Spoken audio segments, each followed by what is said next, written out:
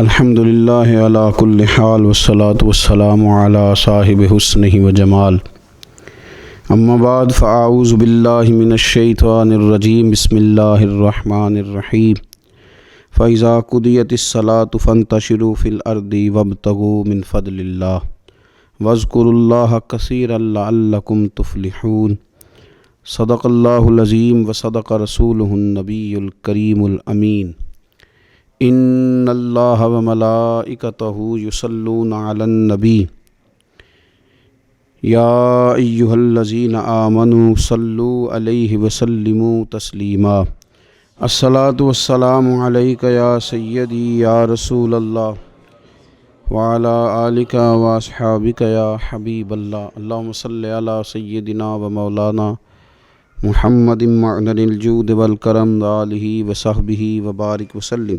حمد و صلوات کے بعد اللہ تبارک و تعالیٰ نے سورہ جمعہ کے اندر ارشاد فرمایا فَإِذَا قُضِيَتِ الصَّلَاةُ، فرمایا جب تم نماز ادا کر لو فَانْتَشِرُوا فِي الْأَرْضِ، تو زمین میں پھیل جاؤ، وَابْتَغُوا مِنْ فَضْلِ اللَّهِ، اور اللہ کا فضل تلاش کرو، یعنی تم رزق کی تلاش میں نکل جاؤ۔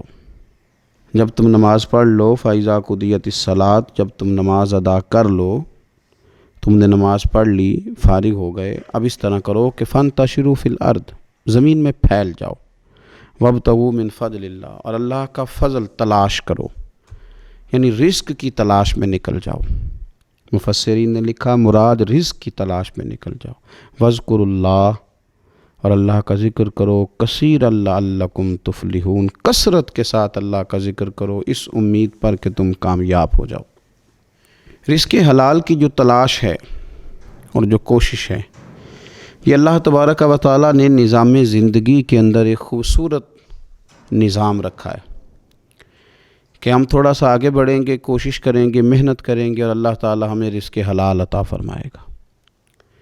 یہ بات یاد رکھیے کہ اپنے بچوں کا پیٹ پالنے کے لیے، اپنے آپ کو سوال سے بچانے کے لیے، اپنے ماں باپ بہن بھائیوں کی کفالت کرنے کے لیے رزق حلال کی تلاش بڑا محبوب عمل ہے۔ ایک صورت میں صرف منع ہے کہ جب آپ صرف اور صرف تکبر کے لیے دولت جمع کر رہے ہیں، صرف دوسروں کے اوپر اپنی بڑائی ثابت کرنے کے لیے دولت جمع کر رہے ہوں، تب یہ منع ہے، ورنہ کوشش کر کے، محنت کر کے، جد و جہد کر کے رزق کمانا، رزق حلال کی طلب میں رہنا، یہ بڑا پسندیدہ اور محبوب عمل ہے دین کے اندر۔ ہمارے ہاں یہ ہوا ہے کہ کچھ عرصے سے ہم دیکھتے ہیں کہ محنت سے جی چرانے والے لوگوں کی تعداد بڑھتی جا رہی ہے۔ یہاں تو لوگ کسی کے طفیلی بن کے جینا چاہتے ہیں، کسی کے دستے نگر ہو کے جینا چاہتے ہیں، معاذ اللہ۔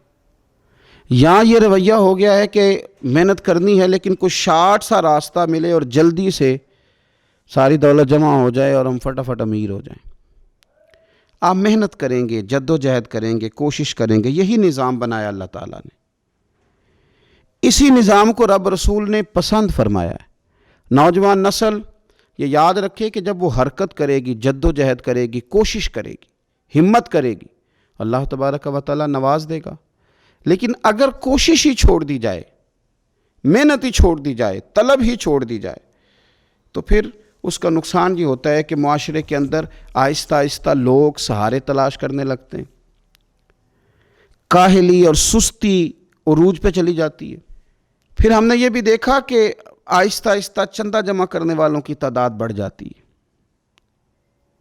مختلف ناموں پر، مختلف عنوانوں پر چندے جمع کیے جاتے ہیں۔ بھکاریوں کی لمبی فہرستیں ہیں، گداگر مانگنے والے، کسی بھی اشارے پر آپ تھوڑی دیر کے لیے گاڑی کو روکتے ہیں تو پتہ نہیں کتنی کو تعداد ہے جو طلب کرنے والوں کی، اور پھر کئی کئی رنگوں میں، کئی کئی انداز میں لوگ آپ کے سامنے آتے ہیں۔ یاد رکھنا نبی پاک صلی اللہ تعالیٰ علیہ وسلم نے فرمایا جس نے بغیر طلب کے اپنا ہاتھ پھیلایا، قیامت کے دن اسے سزا یہ ملے گی کہ جب رب کی بارگاہ میں آئے گا تو اس کے چہرے پہ گوشت نہیں ہوگا۔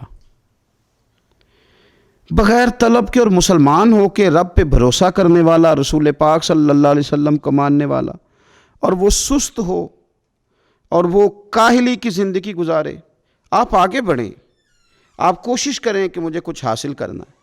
آپ بجائے اس کے کہ سہارا تلاش کریں، آپ سہارا بننے کی کوشش کریں. اور نوجوان نسل اپنے ذہن کے اندر یہ بات بٹھائے کہ اللہ تعالیٰ نے جوانی دی ہے، طاقت دی ہے. آپ تو کئیوں کا بوجھ اپنے کندھوں پہ رکھ کے سفر کریں. آپ بہت سارے لوگوں کے لیے سہارے کا باعث بنیں. آپ ایک ایسا درخت بنیں کہ جس کی چھاؤں میں سینکڑوں لوگ بیٹھ سکیں، درجنوں لوگ نفع حاصل کر سکیں. آپ خوبصورت زندگی بنائیں، اپنے آپ کو آگے لے کر کے جانے کی کوشش کریں. اور اللہ تو بندے کے گمان کے قریب ہے. جس طرح کا انسان ذہن بناتا ہے رب کریم اتنا ہی اس بندے پہ فضل کرتا ہے. اچھی امیدیں وابستہ کریں، خوب محنت کریں، خوب.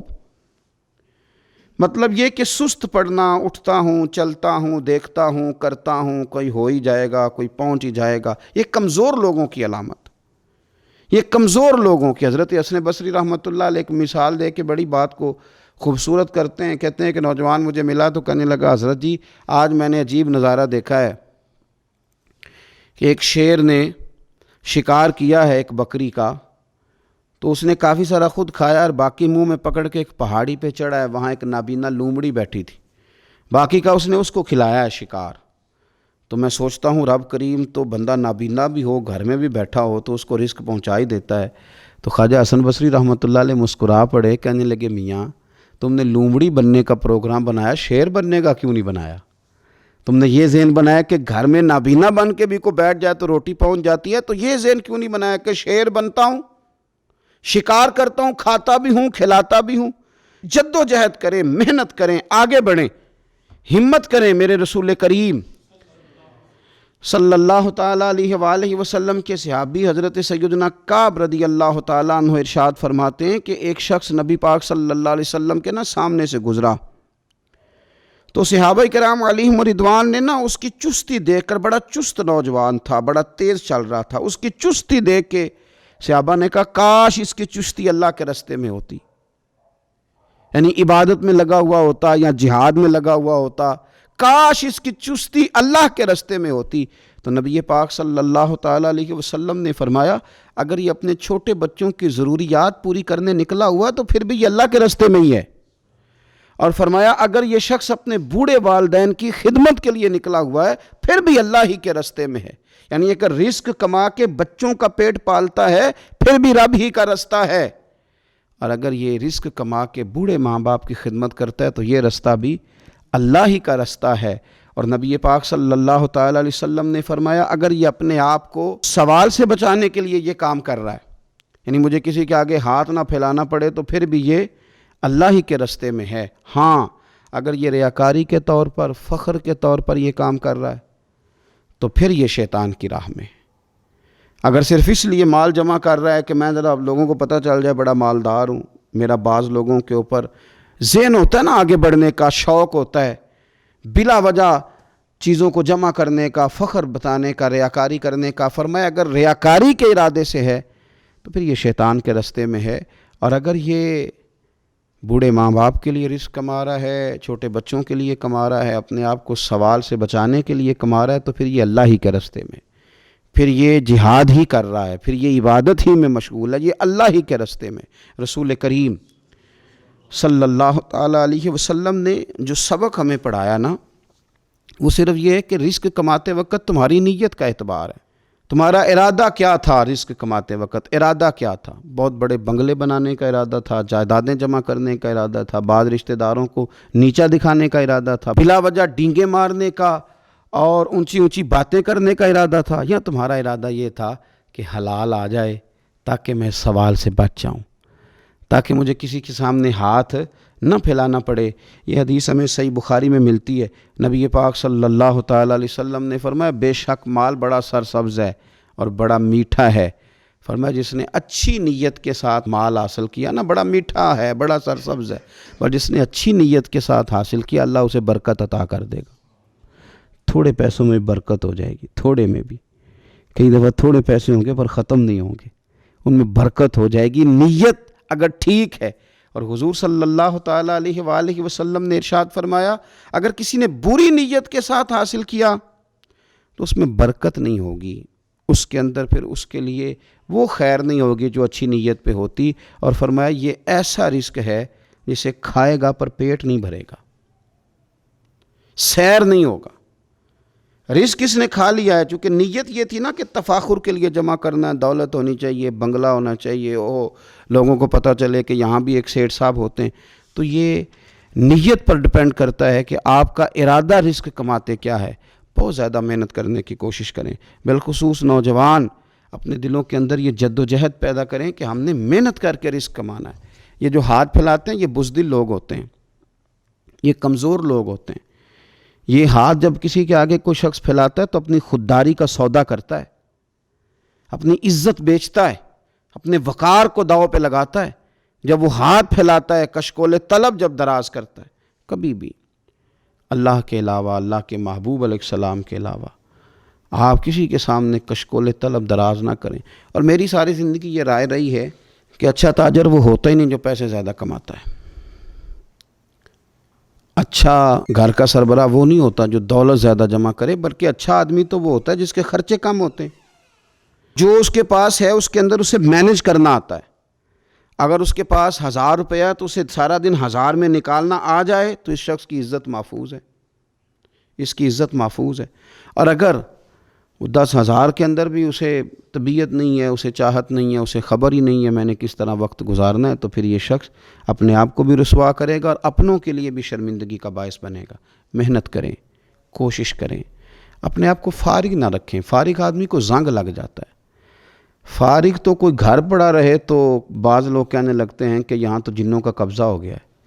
فارغ ذہنوں پر شیطانوں کا قبضہ ہو جاتا ہے۔ کچھ کریں، محنت کریں، جد و جہد کریں، آگے بڑھیں۔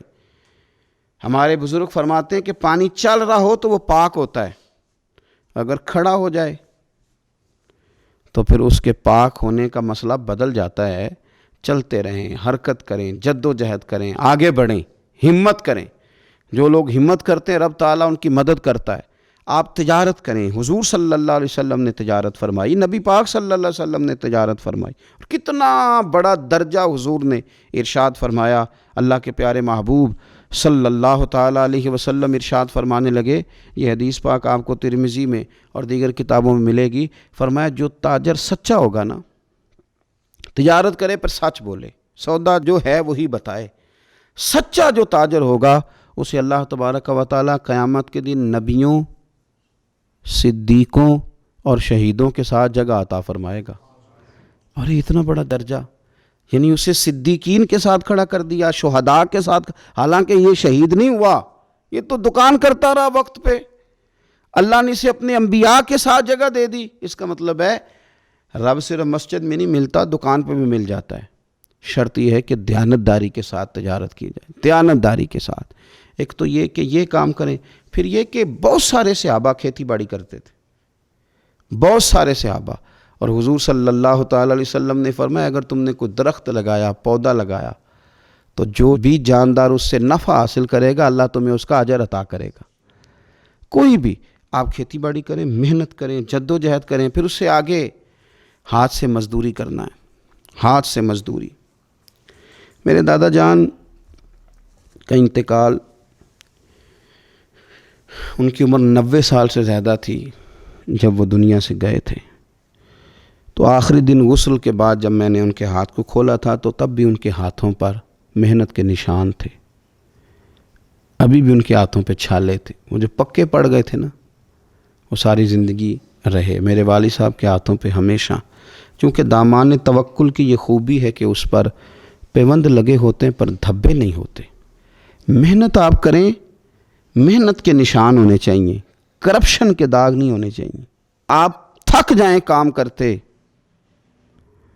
لیکن میرے بھائی اس طرح نہ ہو کہ لوگ، میں نے کئی دفعہ کہا ہے کہ روب کپڑوں کا نہیں ہوتا، روب تو کردار کا ہوتا ہے۔ کروڑوں روپے کا آپ مکان بنا لیں، گاڑی خرید لیں، لیکن آپ کا پیسہ کرپشن کا ہے تو لوگ دروازے کے سامنے کھڑے ہو کے کہتے ہیں 2 نمبر طریقے سے کمایا۔ لیکن چھوٹا سا کوئی ملازم ہو کسی دفتر میں، ہو دیانتدار، تو لوگ دروازے کے سامنے بڑا افسر بھی کھڑا ہو کے کہتا ہے یار یہ بندہ نہ رشوت لیتا ہے نہ ناجائز سفارش سنتا ہے، اس سے ذرا احتیاط سے بات کرنی ہے۔ تو بتلائیے روب کپڑوں کا ہے کہ کردار کا ہے، دولت کا ہے کہ کردار کا ہے؟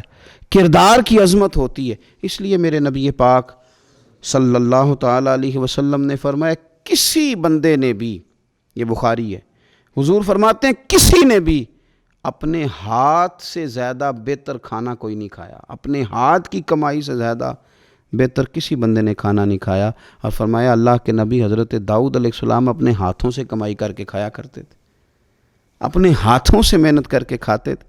سب سے بہترین کھانا آپ وہ کھاتے ہیں جو آپ اپنے ہاتھوں سے محنت کرتے ہیں، مشقت کرتے ہیں، آپ کوشش کر کے جو کھانا آپ محنت کر کے کماتے ہیں۔ یہ مزدور بڑے شاندار لوگ ہوتے ہیں، یہ کسان بڑے شاندار لوگ ہوتے ہیں۔ میں نے دیکھا ہے رات کی تنہائیوں میں اٹھ اٹھ کے کھیتوں کو پانی لگاتے ہیں۔ میں نے ان کو جانوروں سے پیار کرتے دیکھا ہے، ان کو محبت کرتے دیکھا ہے۔ میں نے دیکھا ہے کہ یہ بہت سارے دنیاوی تکلفات سے نکل جاتے ہیں، ان کو زیادہ فکر نہیں رہتی کہ میرے کپڑوں پہ دھبے ہیں کہ یہاں کس طرح کا ماحول ہے۔ میں نے دیکھا ہے کہ ان کی عیدیں تک اپنے جانوروں کے ساتھ گزرتی ہیں، ان کے ساتھ وقت گزارتے ہیں، پیار کرتے ہیں۔ آپ جب محنت کا ارادہ کرتے ہیں تو اللہ بڑا نوازتا ہے۔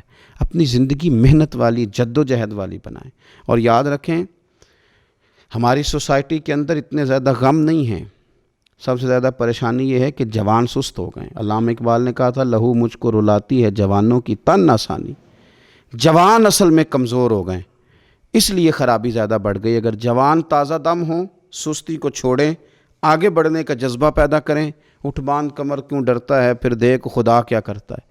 کوشش کریں، ہمت کریں، محنت کے ساتھ رزق کمائیں، اپنوں کا سہارا بنیں، اپنوں سے پیار کریں۔ اتنے زیادہ غریب لوگ نہیں ہیں ہمارے ہاں، صرف یہ ہے کہ جو محنت کر سکتے ہیں انہوں نے محنت چھوڑ دی ہے۔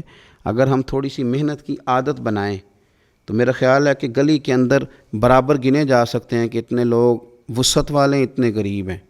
تو وہ جو وسعت والے ہیں وہ غریبوں کو سہارا دے سکتے ہیں، پھر تو ہمیں کسی امیر آدمی کا، کسی سیٹھ، نواب، سیاستدان کا دروازہ کھٹکھٹانے کی ضرورت ہی نہیں پڑے گی، ہم وہیں سب کو مینج کر سکتے ہیں۔ شرط یہ ہے کہ ہمیں محنت کی عادت ہو، جد و جہد کا شوق ہو۔ اللہ تعالیٰ سمجھنے کی توفیق عطا فرمائے۔